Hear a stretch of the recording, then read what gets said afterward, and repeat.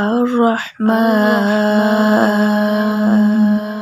علم القرآن خلق الإنسان علمه البيان الشمس والقمر بحسبان والنجم والشجر يسجدان والسماء رفعها ووضع الميزان ألا تطغوا في الميزان وأقيموا الوزن بالقسط ولا تخسروا الميزان والأرض وضعها للأنام فيها فاكهة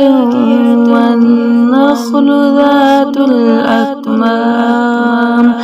والحب ذو العصف والريحان فبأي آلاء ربكما تكذبان خلق الإنسان من صلصال كالفخار وخلق الجن من مارج من نار